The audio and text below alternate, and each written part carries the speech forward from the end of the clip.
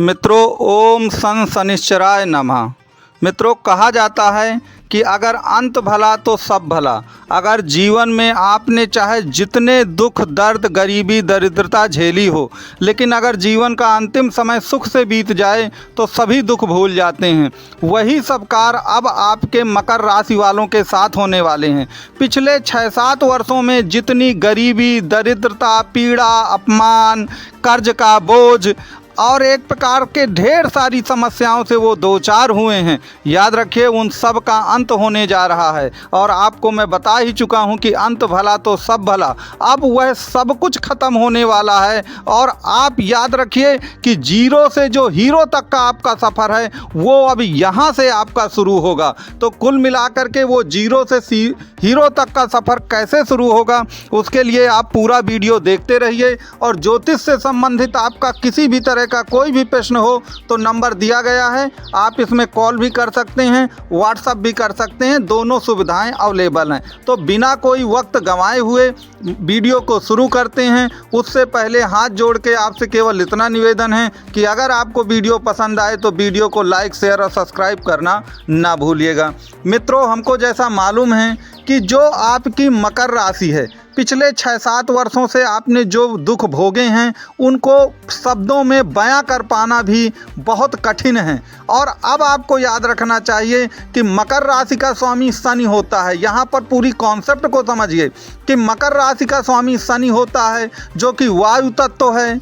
और इस समय वो बैठा कहाँ है? कुंभ राशि में। कुंभ राशि भी वायु तत्व है। और मकर राशि में और कलयुग में दो ही ग्रह कुल मिलाकर के आपका बेड़ा पार करते हैं, वह है राहु और शनि। और राहु भी वायु तत्व है। तो समझ लीजिए कि कुंभ राशि में शनि जो बैठा है वो भी वायु तत्व है। शनि स्वयं वायु तत्व ग्रह प्रधान है और राहु भी वायु तत्व प्रधान ग्रह है।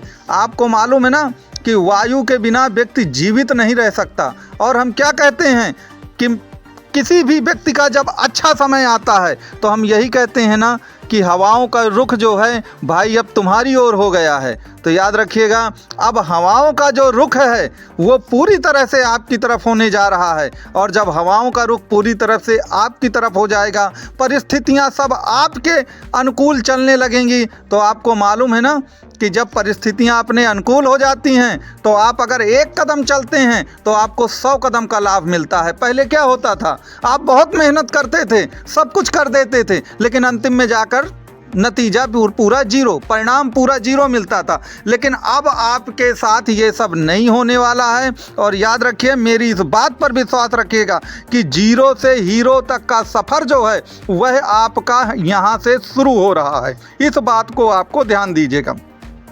देखिए, हम सब लोग ये जानते हैं कि देखिए सन की 7.5 का जो प्रथम चरण होता है, उससे पहले जब सन की 7.5 2017 में आपके साथ शुरू हुई तो 2017 से पहले आप हीरो थे।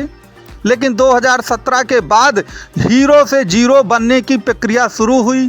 और जब सन की 7.5 का द्वितीय चरण आया जो कि आपका 2020 के मध्य से शुरू हुआ, वो याद रखिए वहाँ से आप पूरी तरह से जीरो बनने की शुरुआत हो गई।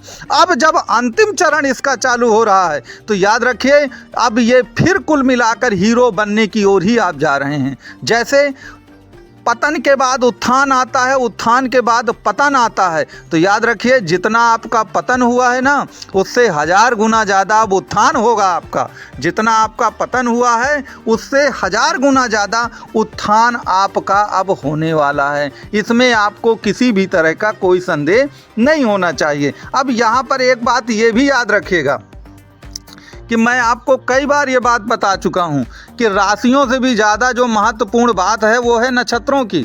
और शनि जो है पूरा वर्ष जो है 2 ही नक्षत्रों में रहने वाले हैं, एक शतभिषा है और दूसरा है आपका पूर्वा भाद्रपद। तो शतभिषा नक्षत्र तो राहु का है। और मैं बता चुका हूँ कि राहु को इतना ज़्यादा जोड़ तोड़ आता है कि आप याद रखिए राहु आपका बेड़ा पार कर देंगे। उनके पास जोड़ तोड़ की वो ताकत है कि उन्होंने तो भगवान तक को परास्त किया है, उन्होंने तो चंद्रमा और सूर्य तक को के प्रकाश को छिपा दिया है। तो जोड़ तोड़ की वो ताकत आप में आने वाली है ना कि जो भी आपके विरोधी हैं वो सब पानी मांग जाएंगे आपसे। जो भी आपके विरोधी हैं वो सब के सब पानी मांग जाएंगे आपसे, और आप याद रखिए एक विजयी बनकर उभरेंगे। तो आपको इन चीज़ों से, जो भी कुछ भी कहता हो, आपको उन सब बातों से घबराना नहीं है। बस आपको एक चीज़ याद रखना है कि कोई भी चीज़ बिल्कुल शून्य में नहीं पैदा होती है। आप अपनी कुंडली को भी देखिए, क्योंकि जो बात हम बता रहे हैं तो करोड़ों लोग हो सकते हैं मकर राशि के, तो क्या उन करोड़ों लोगों पर ये सब बातें लागू होंगी? नहीं। आप अपनी कुंडली को देखिए कि शनि और राहु की क्या पोजीशन है।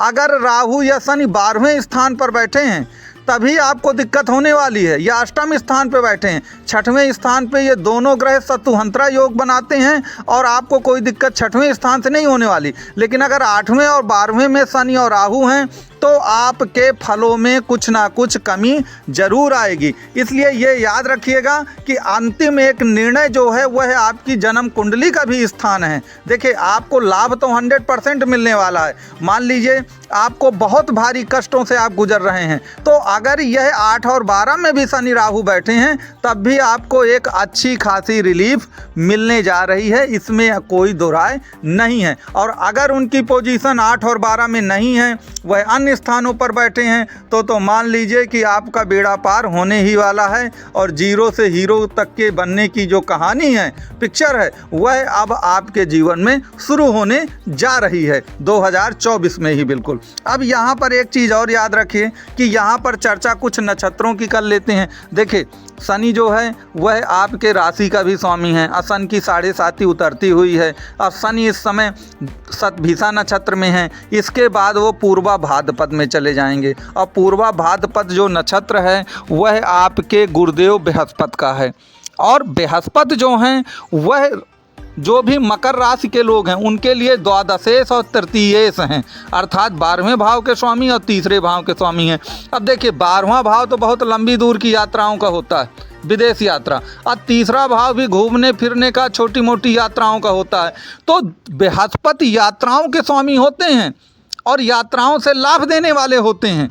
तो जो भी लोग कुल मिलाकर के विदेशों में कोई भी काम करना चाहते हैं, वहाँ रहना चाहते हैं, वहाँ सेटल होना चाहते हैं, उन सब का बेड़ा पार 100% होने वाला है। चूँकि बृहस्पति देव के नक्षत्र पर कुल मिलाकर शनिदेव चलेंगे। तो जैसे ही शनिदेव बृहस्पति के नक्षत्र में आएंगे, अगर आपकी इच्छाएं विदेश जाने की या वहाँ सेटल होने की हैं, वीज़ा पाने की हैं, ग्रीन कार्ड पाने की हैं, तो वो सभी इच्छाएं आपकी पूरी होने जा रही है। मित्रों, आपको ये वीडियो कैसा लगा कमेंट बॉक्स में लिखिएगा ज़रूर। और जो भी मकर राशि के लोग हैं उनकी कोई भी समस्या है तो नंबर दिया गया है, इस पर व्हाट्सअप भी कर सकते हैं, कॉल भी कर सकते हैं, लेकिन चार्जेज लागू रहेंगे, इस बात का ध्यान जरूर रखिएगा। अंत में आपसे यही निवेदन है कि वीडियो को लाइक शेयर सब्सक्राइब करें। आपका कोटि कोटि धन्यवाद।